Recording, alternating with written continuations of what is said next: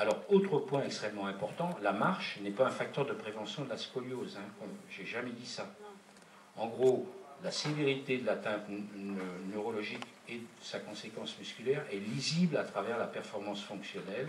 Et on peut dire qu'un enfant marchant n'a pas la même sévérité d'atteinte qu'un enfant non marchant.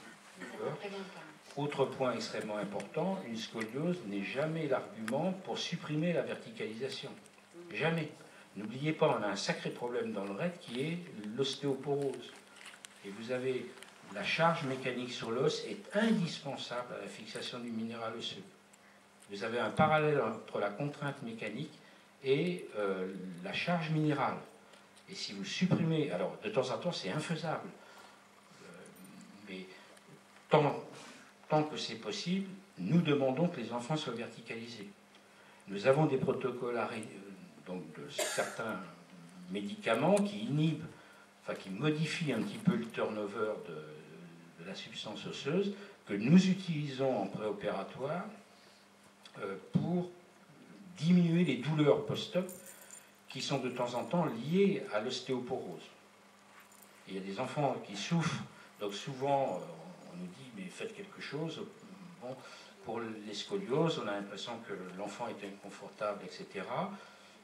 Il faut être prudent dans l'interprétation qu'on peut en avoir. Ça peut être le contact des côtes au niveau du bassin, mais de temps en temps, c'est l'ostéoporose d'une façon générale qui est responsable de douleur. Et nous avons des enfants qui sont douloureux comme ça au niveau des hanches également, sans qu'ils soient luxés.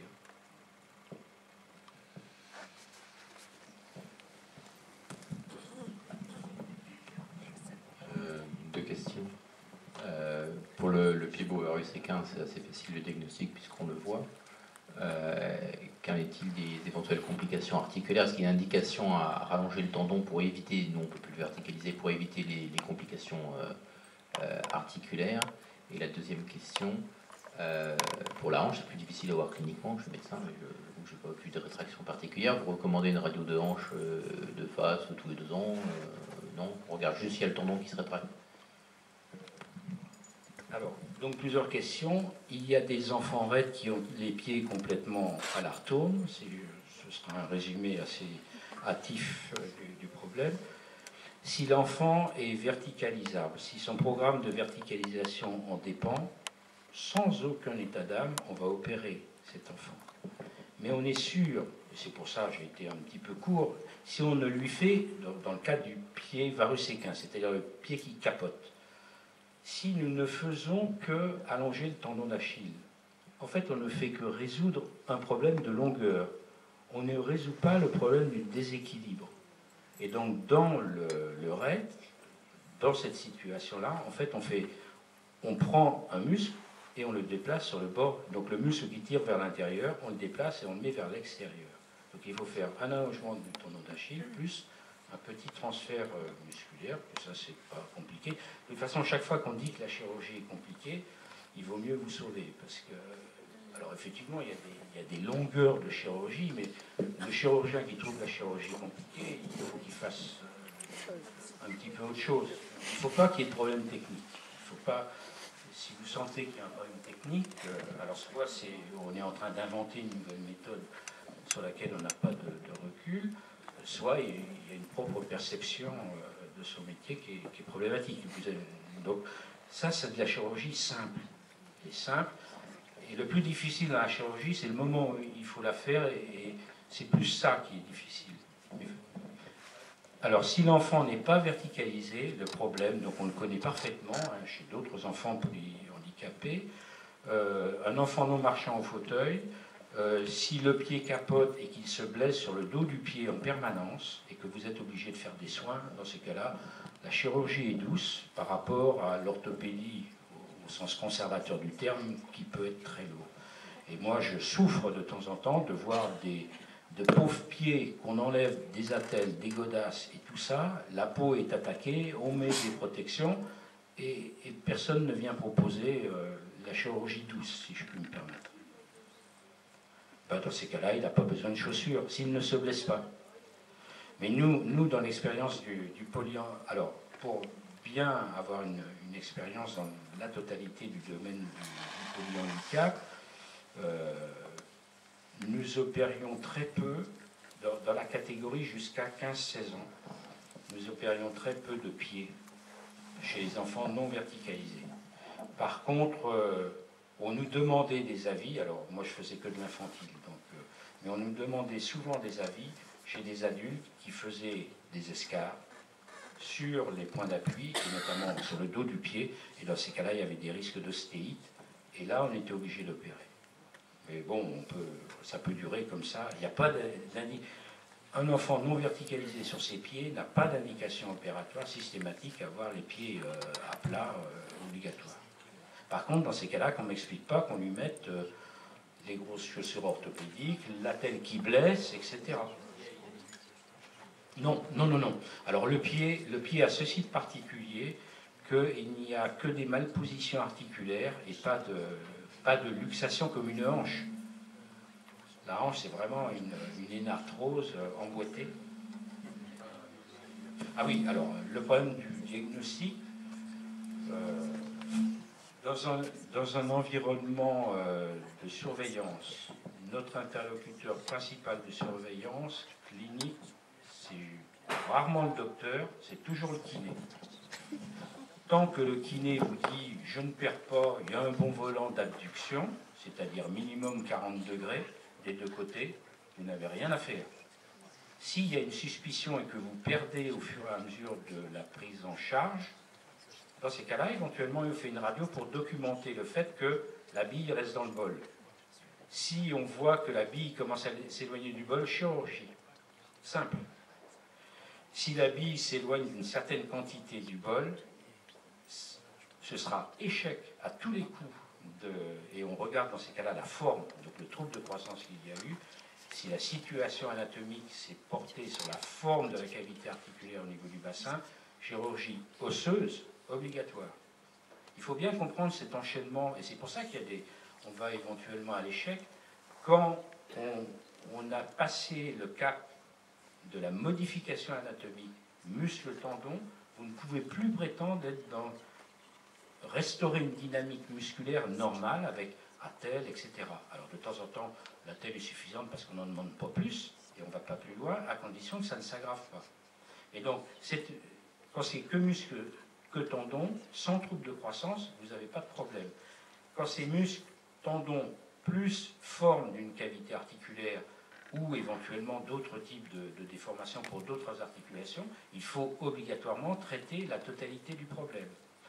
Lorsque ce n'est qu'un problème de course de tendon sans déséquilibre autre, le fait d'allonger le tendon ne modifie pas le problème de l'équilibre musculaire. Si vous avez un muscle très fort d'un côté et très faible de l'autre, il vous faut obligatoirement rééquilibrer, et dans ces cas-là, vous faites muscle, tendon, plus transfert musculaire. Mais réellement, pas de mitraillage radiologique. De la même façon, les radios de colonne ne sont pas systématiques. Si vous n'avez pas d'alerte, alors en plus, je peux vous le dire, dans le REP, j'ai une expérience solide de cette affaire, et même ça avait été le thème d'une étude. Très souvent, le radiologue donc vous avez, vous, à l'œil, une scoliose, et le radiologue va vous dire il n'y a pas de scoliose parce qu'il n'y a pas de rotation des vertèbres. Alors ça, c'est une particularité des REP. Je ne connais aucune autre maladie qui donne ça. Or, à chaque fois que la colonne n'est pas rectiligne sur la radio, même sans rotation des vertèbres, la scoliose est annoncée. Elle existera toujours. Oui. Oui, donc j'avais une question concernant les enfants RET qui marchent. Oui. Nous étions en rééducation récemment dans un centre où un ostéopathe nous a conseillé de mettre une orthèse à 85 degrés pour une enfant RET marchante. J'aurais aimé avoir votre avis. 85 degrés, ça veut dire que vous êtes au-delà de l'angle droit, d'accord ? Ce qui pose un sacré problème, puisque vous allez chercher le pas en projetant votre tibia vers l'avant. Et donc vous induisez une chose qui n'a pas éventuellement, qui est un flexum du genou. En gros, au lieu, normalement, pour propulser, vous êtes obligé, à un moment donné, de passer, si vous passez sur la pointe du pied, pour projeter, donc ça ne projette rien en fait, c'est l'ensemble de l'inertie qui vous amène, mais donc, quand même, vous passez sur votre pas, en étant au-delà si vous restez en talus, enfin, ça s'appelle le talus, hein, comme ça, ben vous allez marcher, comme ça, vous allez passer le pas, le tibia projeté en avant. D'accord. Alors, par contre, on peut dire que c'est monsieur précaution, c'est l'ostéopathe, parce que, en gros, vous vous donnez 5 degrés de dorsiflexion en plus, donc ça tire un tout petit peu plus. Mais si ça veut bien venir, si c'est rétracté, vous avez une bonne façon hein, de détendre votre tendon. Vous pliez le genou. Donc en fait, votre correction, éventuellement, il va échapper à la correction de toute façon que vous lui imposez qui est trop important. Et éventuellement, lorsque vous prétendez corriger la déformation, vous allez avoir un retentissement sur le genou. Donc il n'y a pas de raison pour un enfant non marchand, par contre, on le fait volontiers, pour se donner un petit peu de sécurité. Mais dans ces cas-là, on n'a pas de passage du pas à avoir. D'autres... Oui. Oui, bonsoir. Ici. Voilà. Oui. Voilà, moi je suis papa d'un garçon qui n'a pas le syndrome de Rett, mais qui a une duplication du gène MECP2, donc avec des symptômes qui sont très très proches en fait, hein, et notamment cette fameuse scoliose qui se met en place, et cet affaissement du corps sur les hanches, qui est ce que vous décriviez tout à l'heure avec la cage thoracique, effectivement, qui se rapproche très sévèrement des hanches est très très net, c'est ce qu'on voit actuellement, il a 9 ans, et voilà. Et j'avais une question, puisque actuellement on a une discussion autour de la mise en place de corsets. J'ai senti dans votre intervention qu'il y avait une petite...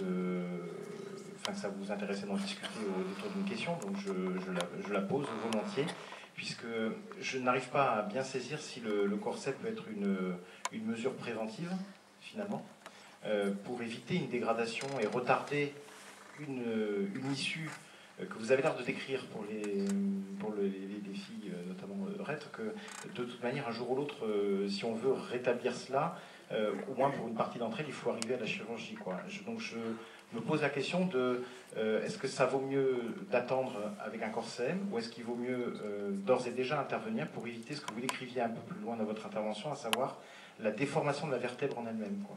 Voilà. Alors, il y a plusieurs questions, mais c'est intéressant parce que ça nous permet de balayer large le spectre. Tout d'abord, en ce qui concerne les corsets.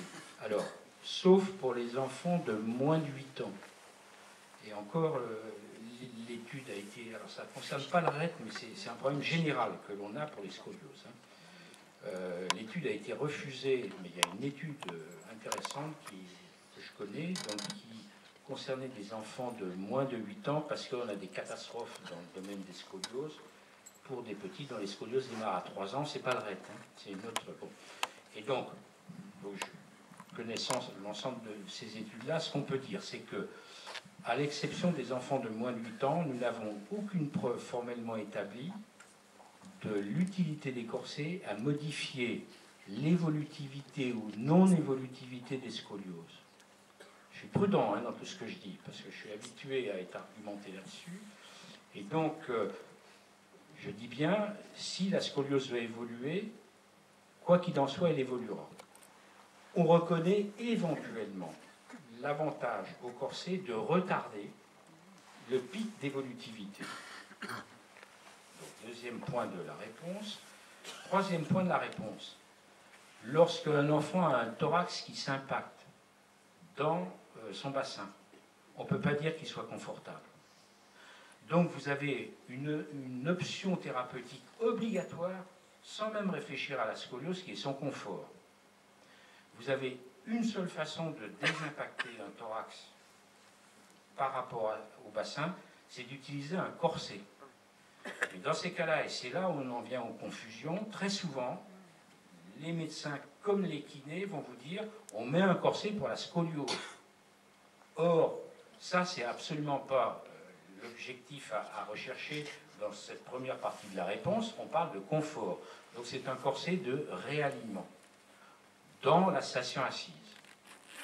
S'il n'y a pas de rétraction et de choses embêtantes, notamment de plis, quand vous regardez votre enfant de dos, qu'il n'y a pas de plis au-dessus du bassin, et qu'il n'y a pas de grosse bosse, de grosse asymétrie avec un thorax qui est très gonflé d'un côté, très plat de l'autre, quand on le voit de derrière, on n'a pas d'indication à aller plus avant dans le traitement. Et dans ces cas-là, on s'occupe que du traitement de la station assise, du confort de la station assise. Mais si vous avez un pli, si vous avez une grosse gibbosité, une grosse asymétrie, vous devez rajouter un traitement de la scoliose. Et alors là, ça fait bondir. Et là, il faut un deuxième type de corset. Et le deuxième type de corset, quand vous voulez traiter la scoliose, il est importable en position assise.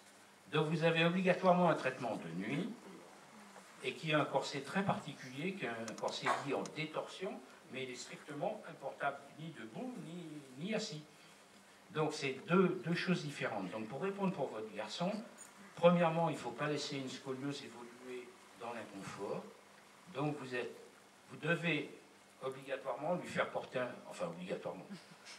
Si on s'adresse au confort, vous n'avez pas d'autre méthode que de lui mettre un corset de réalignement pour le confort de la station assise.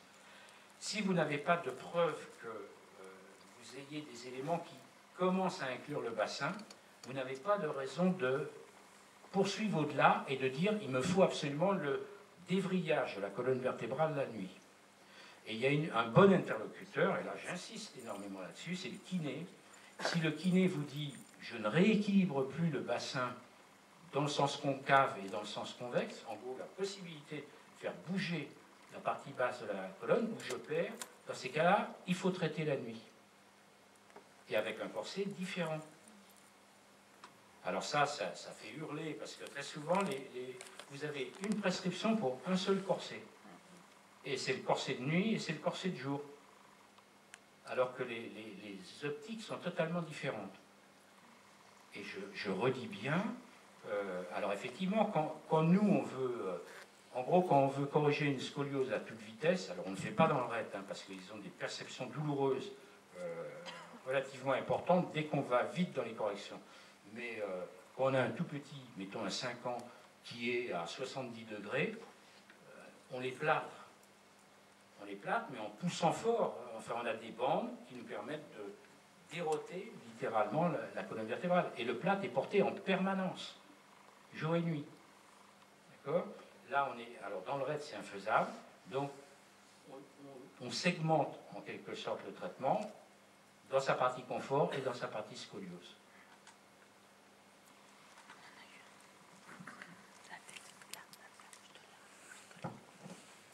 Oui, bonsoir. Je suis la maman de Mathilde, pareil, une petite fille qui est atteinte du syndrome de Rett. Ma question poserait sur les injections de toxines botuliques. Bon, alors, je le savais. Alors tout d'abord, pour bien clarifier le débat, ma femme est neuropédiatre. Donc elle est neuropédiatre à Paris et une de ses spécialités, c'est les maladies de la substance blanche. Donc ce sont des maladies qui s'accompagnent de troubles de conduction. Et donc je vais poser la question, dans ces maladies, si on avait l'autorisation de faire du Botox qui se fait partout, dans tous les centres de rééduc, etc. On ne se pose pas la question et on y va.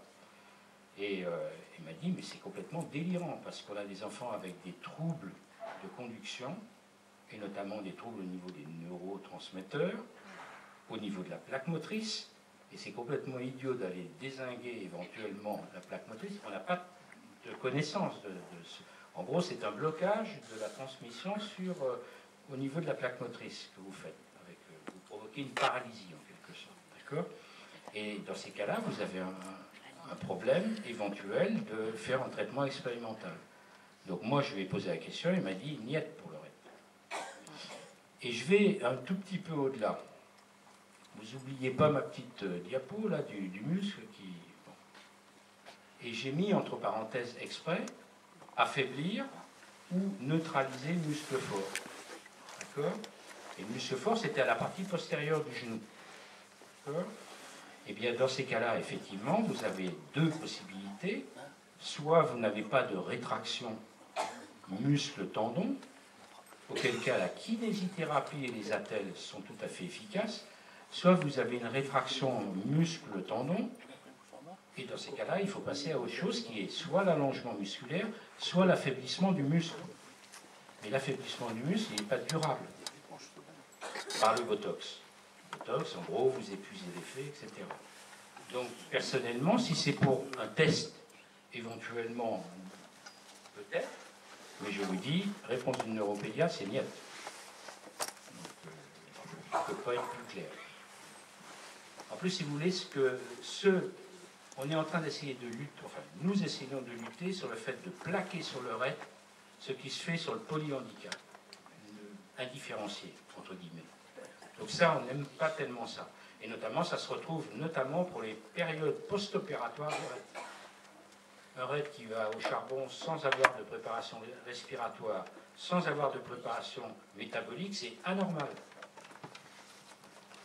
Donc là, pour répondre à Doc Botox, je vais donner ma... Très bien. Merci au professeur Tanguy. Nous allons clôturer. Tout d'abord, grand remerciement à Sandrine et à Elena. Des mamans extraordinaires. Je me sers de cette diapositive d'Alain, si je peux me permettre. Alors, c'est à vous d'évaluer la conférence. Je pense côté gauche ou côté droit. Bon. Et pour finir, juste un petit mot, une phrase d'un personnage célèbre. Une bonne conférence, tout ce que vous avez décidé, c'est comme une jupe, suffisamment longue pour couvrir l'essentiel et suffisamment courte pour maintenir l'attention. Merci. C'était de Sophie.